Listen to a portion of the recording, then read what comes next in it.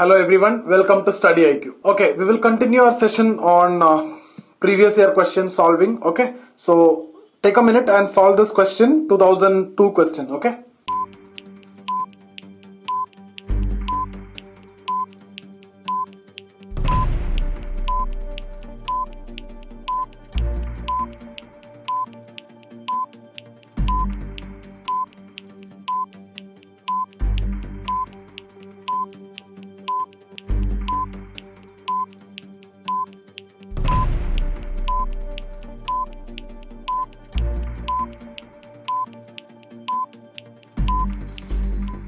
Okay, how will you solve this question? See, clearly it's a data sufficiency question, so options are important for us. First, you need to understand the option. If the question can be answered by one of the statement alone, but not by the other. Okay, so option A talking about statement can be answered by one of the statement alone, not by the other. That means, see, it is different to what we have seen till now. Here you need to check, first you need to check statement alone. Okay, statement 1 alone. So if statement 1 alone is helpful to get the answer, still you need to check for statement 2 alone. What is the difference between A and B? See, if what you need to do is take statement 1 alone, okay, you can get the answer. Then you take 2 alone, you can't get the answer. Okay, then which one you will mark? You will mark A. Because the question can be answered by using one of the statement alone, but not by the other. So 2 alone will not help you. Or you check for 1, it is not helping you, but you check for 2, it is helping you. Still you will mark A as the answer. So you don't want to tell whether 1 is helping you or 2 is helping you, or you don't even want to tell the answer also. Just the point is that one of the statement is helping you but not the other. Now what is the second option? Second option talking about the question can be answered by using either of the statement alone. You check for 1, it is helping you.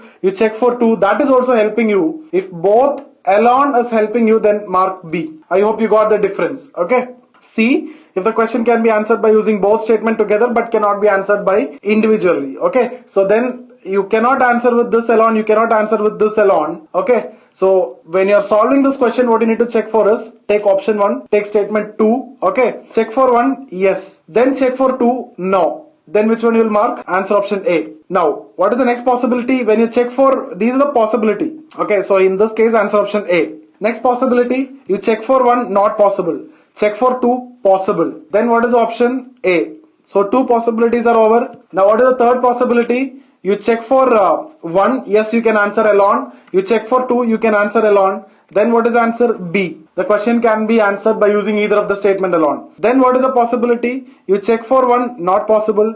Check for 2, not possible. Then what you need to do is 1 and 2. Yes, possible. Then which one you will mark? C is your answer option. Then what is the worst possibility? You check for 1, not possible. Check for 2, not possible. Check for 1 and 2, not possible. Then you need to mark for D. Okay, so these are the 5 possible cases when it comes to this particular data sufficiency question. The ones we have solved is like 4 options were entirely different. You don't want to do this much. Okay, so let's proceed. What is the first thing that we need to do? Check for 1. Okay, so the question is 500 the average score in the GMAT? So when you check for 1, half of the people who take GMAT score above 500 and half of the people score below 500, you clearly know this alone will not answer. Okay, then we need to consider B alone. Okay, we don't consider A at that time. Even if you can, okay, we should not consider A, take B alone. The highest GMAT score is 800 and the lowest score is 200. But still, you can't get the answer. So statement A alone will not give you, statement B alone will not give you. So anyway, A and B is ruled out. Now what we need to do is we need to combine this. Okay, so when you combine this, see, A gives 500 as the median and B gives 600 as the range. Okay, these two together combined also you cannot answer this question, so C is also ruled out. Answer for this question is D for Delhi. Okay, so from A, half of the people who take GMAT score scored above 500 and half below 500 will not help you to get the average. This is giving you a median of 500. And the highest GMAT score is 800 and the lowest is 200. That is also not helping you to find the average. That is actually giving you the range as 600. So even with this two, you cannot find the answer. So answer for this question is D for Delhi. I hope all of you understood this. See, the point is whether you understood the options properly or not. This anyway you don't want to worry too much once you understood the option, because it's all about concept. Once you know that, you can solve it faster, because you don't want to get the actual value. You just need to tell them whether you can solve it or not. Okay, so 1 alone, okay, it's not possible. 2 is not possible. 1 and 2 together also not possible, because these are the two information that you have. With that you cannot find the answer. Okay, take a minute and solve this question. 1997.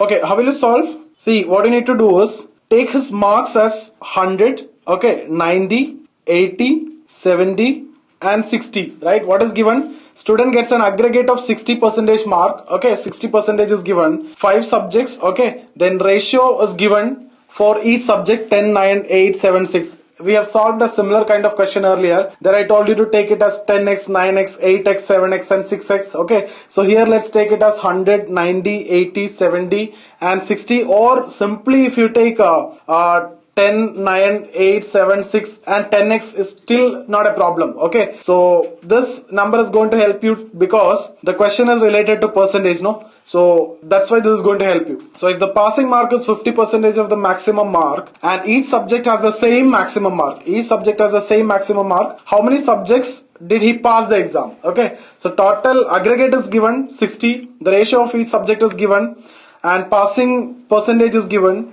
and the total mark remains same for all is given, and how many subject he passed. Okay, so if these were the marks he obtained, what is the total mark that he obtained? See, instead of 100, 90, 80, 70 and 60, you can even take it as 10, 9, 8, 7, 6 also. Not a problem. Okay. Then, see here in this case, what is the total mark that he obtained is 400. Okay. Otherwise, it is 40. Like 13, 21, 30 and 40. Okay. So, you can either take it as 400 or 40. If you want, I'll solve both. Okay. And what is given? This 400 or 40 is 60% of the mark, right? So 60% of the total mark is this. So divided by 0.6 you can do, okay, whichever assumption that you're taking, okay. But I'll proceed from here only, and the same procedure you can do here also if you want to go with this, okay. So 400 by 0.6 you will get 667. So what is the 667? That is a total. That is actually 100%. See, 400 is 60%, okay, and the question is what is the total? That is 100%.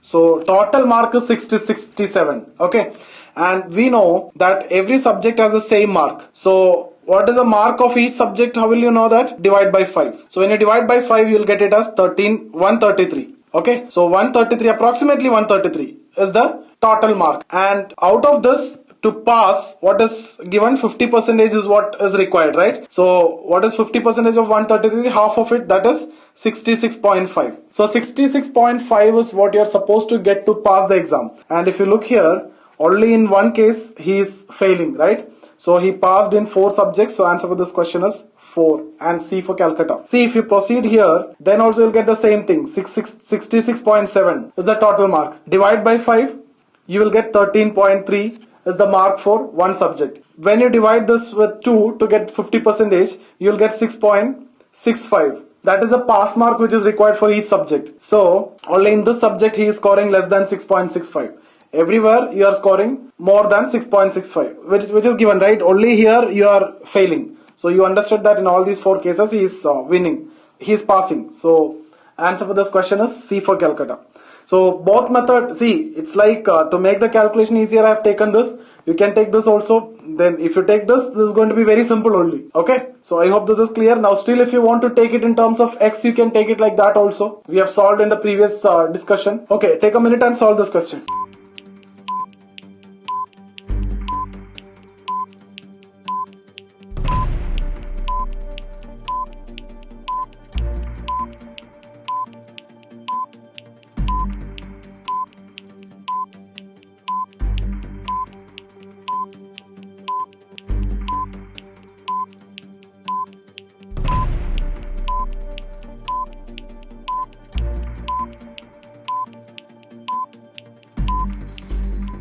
So what is given? The value of each set of coins varies as the square of its diameter. So the value of the coin varies with the square of diameter if its thickness remain constant. So two dimensions which we are talking about is the diameter and the thickness. Okay, so diameter and thickness, and obviously value of the coin. So these are the 3 points that we are discussing. So value of the coin varies as the square of diameter if thickness is constant, and varies as thickness if the diameter is constant. So it varies as thickness if the diameter is constant. Okay, what is given? If the diameter of the 2 coins are in the ratio 4:3, so diameter of 2 coins like D1 and D2 is given as 4:3. What should be the ratio of their thickness? Okay, so T1 is to T2 is what they're asking. If the value of first is 4 times that of the second, so the value of the coin is given 4 times. Okay, that means 1:4, or it's actually the value of the first is 4 times the second. So V1, V2, if you write, this is given as 4:1. Why?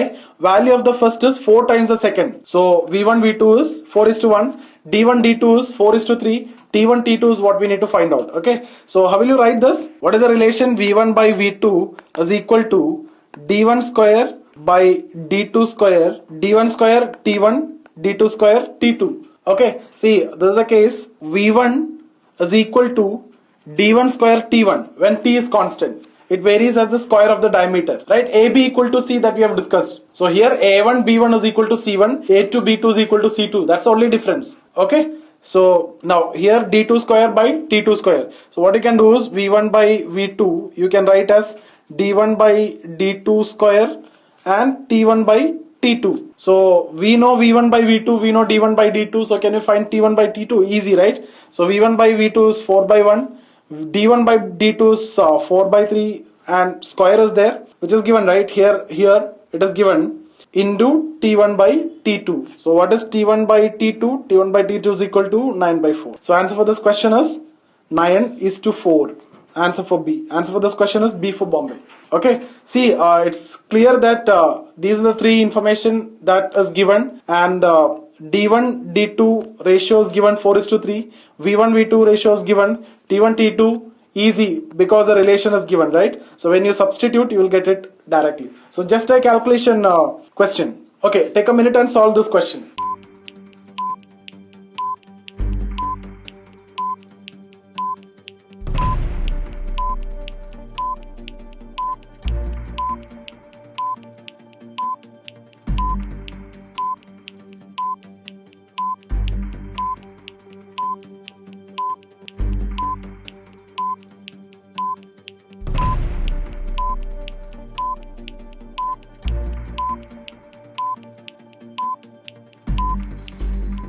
So how will you solve this? Yearly payment to a servant is given as 90 plus 1 turban. So 90 plus turban, I can mark it as T. Okay. The servant leaves the job after 9 months and receives 65 and a turban. Find the price of the turban. Okay. So T is what you need to find out. So 9 months means 3/4 of an year, right? So 90 plus turban is the payment for 1 year. So 3/4 of an year, what will be the payment? 3/4 of this, right? So 3/4 of 90 plus turban is what you're supposed to pay, and which is equal to, which is given as what they paid, 65 and turban, 65 plus turban. So 3/4 of 90 plus turban is given as 65 plus T. Equating this, very simple, you'll get T is equal to 10. There is nothing much to discuss here. T is equal to 10. So how will you solve this? I don't think that I need to waste my time for discussing that. Okay. So this is clear. Okay. Take a minute and solve this question. 98 question.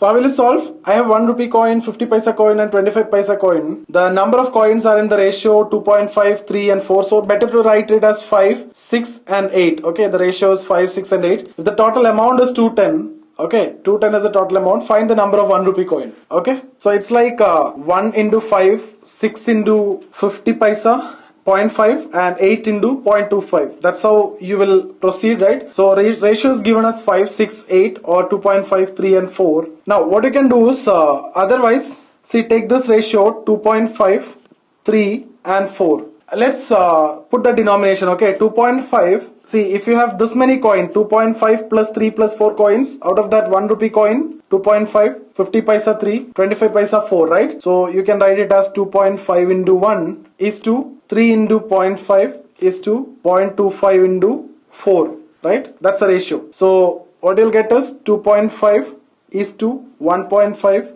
is to 1.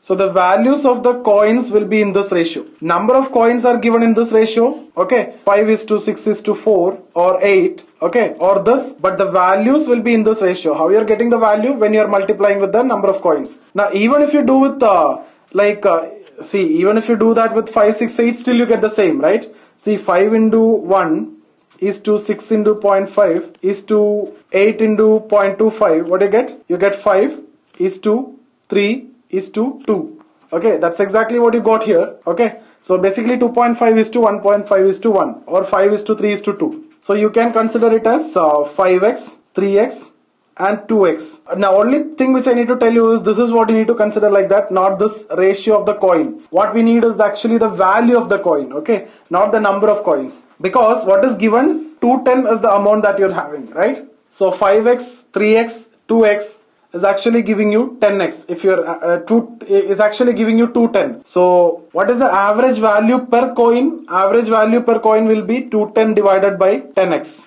Okay, so average value per coin is 210 divided by 10x. So the total number of 1 rupee coin, what you can do is you can just multiply with 5 and you'll get it as 105. Okay, the question is the number of 1 rupee coin. Okay, so number of 1 rupee coin and value of 1 rupee coin will be the same. So when you find the value of 1 rupee coin, you will get it as 105. How? Because the average value per coin is 210 by 10x, because this 5x plus 3x plus 2x, if you add you get 210, that is given the sum, right? So average means divide by number. Now into 5, because 5 is the contribution of 1 rupee coin, so you get 105. Answer for this question is D for Delhi.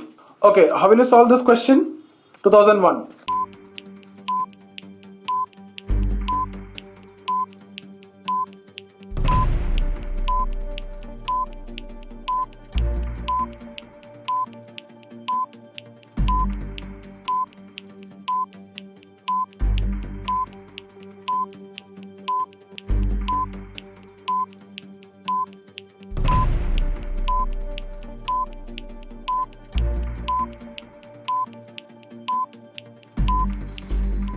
So how will you solve? What is given? Fresh grape contain 90% of the water. Okay, so 90% water in fresh grape, while dried grape contain 20% of water. What is the weight of dry grape available from 20 kg of fresh grape? Okay, so 20 kg of fresh grape means how much water? 90% is water. Okay, 90% is gone. What is left out? 10% pure mass you will get. Okay, so what you get from what pure mass you will get from 20 kg? You will get 2 kg pure mass without any water content, because see, fresh grape contain 90% water. We have taken away complete water, so what is left out is 2 kg, which is pure mass, no water content. What is the question? Weight of dry grape available in 20 kg of fresh grape, right? So since your first option is 2 kg, there is a possibility that you'll mark this as 2 kg. I've seen some of the students are marking like this. But what is the answer? You need to be very careful about this. The dried grape contain 20% water. But this 2 kg which I got from 20 kg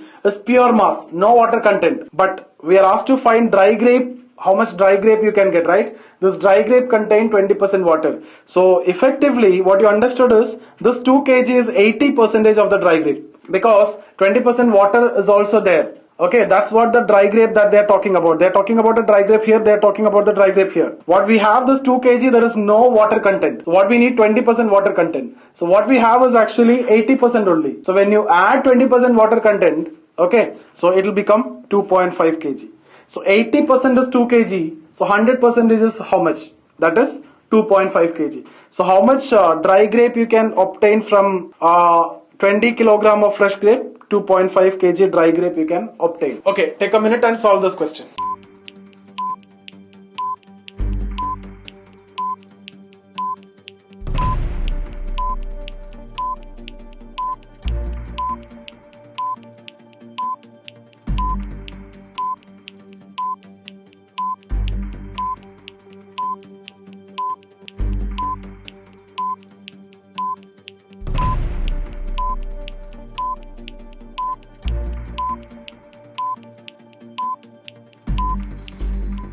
Okay, how will you solve this question? See, we have already seen this question in one of our previous discussion, I think. But still, since this is coming in this session also, I have to discuss this because this is coming under average. Okay, the question is related to average age. Okay, so what is given 10 years ago, the ages of the members of a joint family of 8 people were added up to 231. So one way in which you can solve is actually like this. 10 years ago, that means minus 10 years, your total age is 231. Okay, so total age is 231. 3 years later, one member died at the age of 60 and a child was born during the same year. So 3 years later means minus 7 years.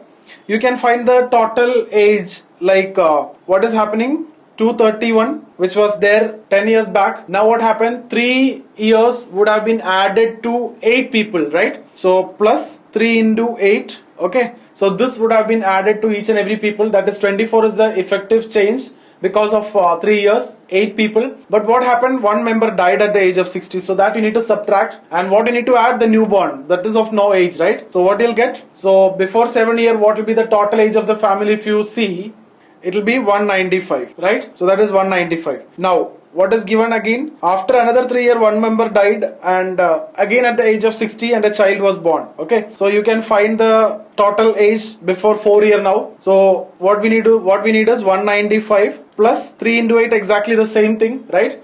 3 years later means 3 year is added to 8 people, so effective change is 24. But what happened, one member died, that you need to subtract, that is 60, and you need to add a 0 because newborn. The 0 is not required, but to make you understand. Okay, so what you'll get here, total age of the family, that is 159. Okay, now what is asked us, the current average age of 8-member joint family. The current average means after 4 years, the present, right? We are now up to minus 4 years. So what we need to do, 4 years we need to add. Now here no member is dying, no person is born. Okay, so it is very easy. Now if you need to find the total age, it is 159 plus 4 into 8, because 4 years is added to 8 people, right? And divided by 8. Why? Because we need to find the average, and what you get is 24. So what you got is 24. See, this is the answer. Answer for this question is E for England. So what we did, we know 10 years back 231 is the total age. 7 years you can find it because 3 is the increase for 8 people. So you can just do like this also. It's like this, 231 plus 24 minus 60. That's enough. You don't want to show all these things because 24 is the effective change and 60 is the number that you need to subtract because a person died. Okay, here also total age, if you need to see, 24 is what you need to add, 60 you need to subtract. Now after that you need to add 32 because it is 4 years, and you need to divide by 8 because you are finding the average. Okay, so you got 24. Another way in which you can solve is just like doing like this. You need to see what is the average 10 years back, what is the average 7 years back, you need to see 4 years back, and see it's like minus 10 year. If you see what is the average, 231 is the total, 8 member. So what is the average? You can see before 10 year, that means minus 10 year. If you see, the total age is given 231, right? Now if you see what is the average age of the family before 10 year, it is like 231 by 8, and you will get it as 29. Okay, so before 10 years the average is 29. Present average is what we need to find out. Now after this, what they have mentioned, see, we have already know things, but after this we need to see, like after 3 years they are giving you a scenario, right? So minus 7 years is what we are getting. So what is happening? See, this average is 29. Now you don't want to do all this calculation here if you are going in this way. 29 is the average. Now it would have been 32, right? Because 3 year will be added to every person. So average will also change by 3. So 32 would have been the average after 3 years. But what happened is, the person died at the age of 60. So that person will make an impact. That means what will happen is, see here the average is 32. The person died is 60, right? So he is having age more than average. So average will reduce because of that impact. Now how much it will reduce? You need to see that 60 divided by 8. Now why you are dividing by 8 when this person has died? Because one person is born, right? So a newborn person, and he is not going to make any impact on the age, but still in terms of numbers, the number remain the same. Here also 8 member. Now in this scenario also 8 member, because although one person died, one person was born. So this 60 which is going to make an impact will have to be divided among 8 people, right? So what will happen is, this 60 divided by 8, you will see an impact of 7.5. and the new average will be 24.5. Okay, so I hope you understood this. 29 we got here, but after 3 years it would have been 32, but what happened, because of this person died, it is becoming 24.5. Now after 3 years again, that means minus 4 years, what would have been the average? Here it is 24.5, so it would have been 27.5, right? So it would have been 27.5, but still there is a problem, right? One person is dying again at the age of 60 and the person is born. So that 60 also you need to do like what we have done earlier, and that 60 will make an impact in the average. So you have to divide that 60 by 8 to see what is the impact that is going to make in the average. And since that is 60 which is greater than the average will reduce. And how much it will be reduced? 60 by 8, that is 7.5, right? So the average here will be 20 years. So now what you know is, before 4 year average was 20. Now the question is current average. It will be 20 plus 4, that is 24. Like this also you'll get the answer. So for me this approach is better because this is very flexible approach. Now in this case this is also fine because in 3 cases you are finding the total age. First total age is given. Here you are finding the total age. Here you are finding the total age. And in the end also you find the total age and divide by 8. That's also fine. But in this case, once you find the average, then what is actually happening is you are just finding the change in average, right? See here, once you got this as 29, we know it will be 32, but there is a change in average because of the death. So we got that change in average. Again, we know it will be 27.5, but there is a death, so there will be a reduction of 7.5. So here also it will be reduced to 20. So finally you need to add 4 so that you will get 24. So if you see here, only difficult part is this. 231 by 8, you got 29. Then you need to know the concept of average, which we have already discussed in the previous sessions. Okay, so instead of 32 it will become 24.5 because of the death of this person. So once you know that there is an impact of 7.5 and exactly the same is actually happening here, so don't subtract 7.5 from 24.5. You should see what will be the average. From that you need to subtract that 7.5. Then you will get 20 years. Then automatically you'll get 24. And that's how you'll get the answer. I hope all of you understood this. You should not face any problem again in this kinds of question. So we'll discuss more of our age related questions later. That is a separate discussion. But since this is average question, we have discussed it over here. Okay. So this kinds of questions we need to see again also in a separate module.